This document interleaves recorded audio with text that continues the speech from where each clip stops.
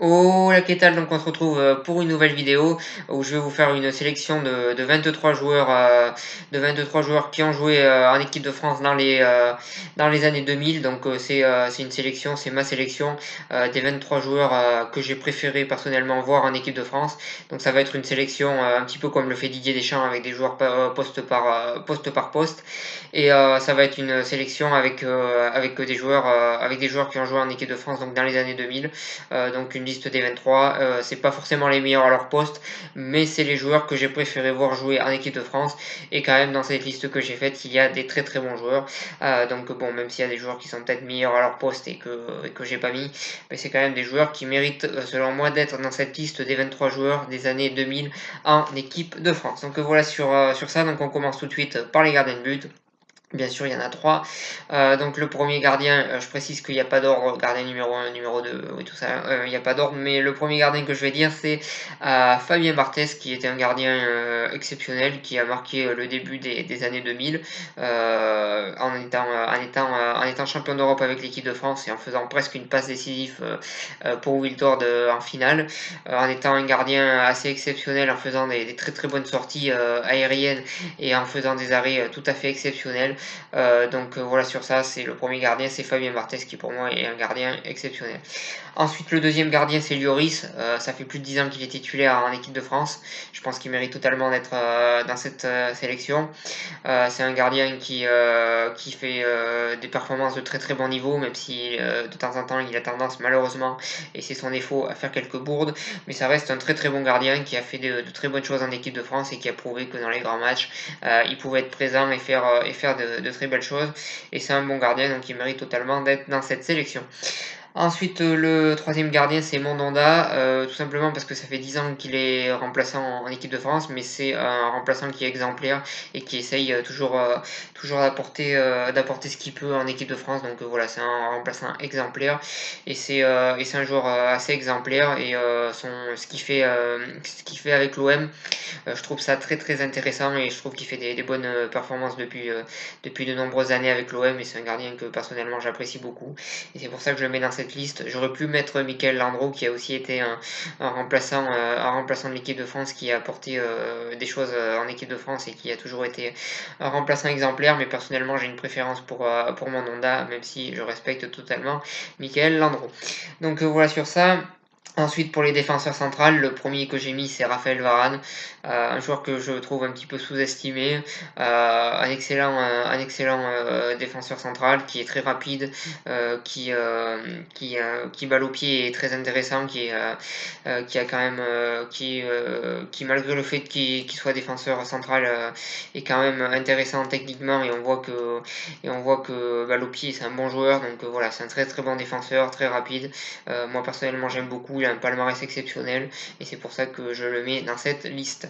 Ensuite le deuxième défenseur central que j'ai mis c'est Lilian Thuram, là aussi défenseur exceptionnel, l'un des meilleurs selon moi du football français, très très bon défenseur central. Il a également joué latéral droit, j'aurais pu le mettre à ce poste là, mais moi personnellement je l'ai plus connu en tant que défenseur central et je trouve qu'il était meilleur encore en tant que défenseur central. Et je suis content de l'avoir mis dans cette liste parce que je trouve que c'est un défenseur exceptionnel qui a fait de très bonnes choses en équipe de France et dans les clubs où il est passé. Ensuite, le troisième défenseur, c'est Laurent Blanc. Alors, il a juste joué en 2000, il a juste joué l'Euro 2000 et après, il a arrêté très peu de temps après avec l'équipe de France. Mais bon, ça a quand même été un défenseur qui a eu une carrière exceptionnelle, très très bon défenseur, qui était aussi bon offensivement et qui a marqué énormément de buts dans sa carrière. Donc voilà, un défenseur qui savait bien défendre et qui aussi avait tendance à beaucoup attaquer, mais un défenseur qui a marqué l'histoire de l'équipe de France. Donc voilà sur ça. Ensuite le dernier défenseur central, De Sailly, carrière exceptionnelle, très très bon défenseur, très très solide, un défenseur assez rugueux, un excellent défenseur avec un palmarès aussi là aussi incroyable. Là aussi pour moi c'est l'un des meilleurs défenseurs de l'histoire du football français, exceptionnel tout simplement, Marcel De Sailly. Donc voilà sur ça. Ensuite on va passer au latéral gauche. Le latéral gauche, donc bien sûr j'en ai mis deux. Le premier chez Vicente Lizarazu. Excellent latéral gauche, qui était petit de taille, mais qui courait très vite, se portait vite vers l'avant et qui redescendait vite, qui était assez rapide, qui était très endurant, qui était assez exemplaire sur son côté, qui a eu une carrière exceptionnelle, un palmarès exceptionnel également, un excellent latéral et je trouve qu'il mérite totalement d'être dans cette liste. Ensuite, le deuxième latéral gauche que j'ai mis, c'est Eric Abidal, que je trouvais très très performant aussi dans les années, dans les années 2000. Il a aussi un petit peu joué dans les années 2010, mais bon, voilà, très très bon défenseur, très bon défenseur qui a fait une carrière très très intéressante et qui a aussi un palmarès assez impressionnant, qui a été titulaire au Barça durant de nombreuses années. Donc je trouve qu'il mérite totalement d'être dans cette liste. Donc voilà, sur ça, j'aurais pu mettre Lucas Hernandez, mais j'attends de voir la suite de sa carrière pour pouvoir vraiment juger. Et pour l'instant, les deux que j'ai cités pour moi, pour mon avis personnel, sont au-dessus de lui en tout cas. Je les apprécie plus que Lucas Hernandez. Donc voilà sur ça. Ensuite, pour les deux latérales droits, je trouve que c'est le poste le moins bien fourni depuis le début des années 2000. C'est un poste de latéral droit. Mais bon, j'en ai quand même sélectionné deux de très bon niveau. Donc le premier, c'est Willy Sagnol, défenseur très très impressionnant, qui avait fait une très très bonne Coupe du Monde 2006 notamment. Euh, le défenseur qui m'a beaucoup marqué durant toute sa carrière, qui a eu un passage exemplaire avec le Bayern Munich et qui a été bon en équipe de France. Et personnellement, des joueurs que j'ai vus en tant que latéral droit en équipe de France, que j'ai vu en direct, je précise, honnêtement, c'est le meilleur que j'ai vu. Après, c'est vrai que c'est un poste où il n'y a pas énormément de concurrence, je trouve, dans le football français depuis les années 2000. Donc voilà sur ça. Ensuite, le deuxième, c'est Benjamin Pavard pour sa reprise de volée exceptionnelle face à l'Argentine, reprise de volée venue d'ailleurs, et aussi parce que c'est un bon défenseur. Donc voilà sur ça. Ensuite, pour les milieux de terrain, N'Golo Kanté,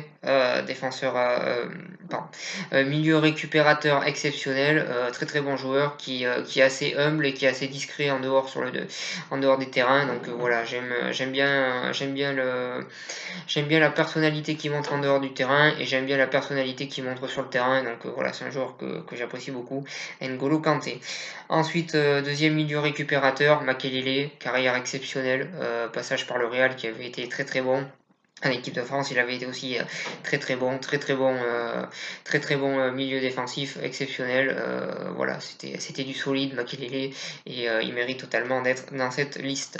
Ensuite, nouveau milieu, Patrick Vieira, énormément de sélections en équipe de France, joueur très très impressionnant, joueur très grand, et malgré ça, il arrivait à être intéressant techniquement, très très bon joueur qui a eu une très très bonne carrière. Je me rappelle de sa Coupe du Monde 2006 où au début il était très critiqué et finalement il a répondu sur le terrain en faisant des bonnes performances.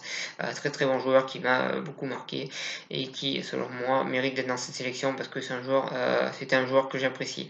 Donc voilà sur ça. Ensuite, prochain milieu de terrain, Matuidi. C'est un joueur qui se bat. Alors c'est sûr qu'il y a des joueurs qui ont beaucoup plus de talent que lui, mais qui n'ont pas réussi aussi bien que lui. C'est un joueur qui se bat, c'est un joueur qui donne tout sur le terrain. C'est un joueur qu'au début de saison, on pense toujours qu'il va être remplaçant et qui finit toujours par être titulaire. Et c'est vraiment un joueur exemplaire et un joueur qui donne toujours tout sur le terrain, qui est d'un grand professionnalisme en match. Et c'est un joueur exemplaire selon moi quand il est titulaire. Et c'est un joueur très très intéressant. Et voilà, même malgré le fait qu'il ait moins de talent que les autres, il a su prouver, il a su montrer qui il était. Et il s'est battu pour ça. Et pour ça, on peut que le féliciter. Ensuite, prochain milieu de terrain, Zidane. Donc là, je pense que j'ai pas trop besoin d'argumenter. Voilà, c'est l'un des meilleurs joueurs du football français. Selon moi, c'est le meilleur. Joueur exceptionnel, très très grand joueur, excellent meneur de jeu, une carrière exceptionnelle. Et voilà, je pense que j'ai pas besoin d'en rajouter. Ensuite, prochain milieu de terrain, Robert Pires. Alors certes, il y a des joueurs qui ont eu une meilleure carrière que lui en équipe de France, c'est vrai, qui ont été plus souvent titulaires que lui en équipe de France. Mais moi, c'était un milieu de terrain que j'aimais beaucoup sur son côté gauche, je le trouvais très très intéressant. Je pense notamment à son débordement qui a permis à Trezeguet de marquer en 2000. Donc voilà, joueur exemplaire en équipe de France et joueur exemplaire aussi avec Arsenal. Malheureusement, il a pas eu une bonne fin avec l'équipe de France, mais c'était un joueur que j'aimais beaucoup, que je trouvais qu'il avait une certaine classe sur le terrain et c'est un joueur que j'ai toujours admiré et que je suis content de mettre dans cette liste. Donc voilà sur ça. Ensuite, le dernier milieu de terrain, c'est Pogba.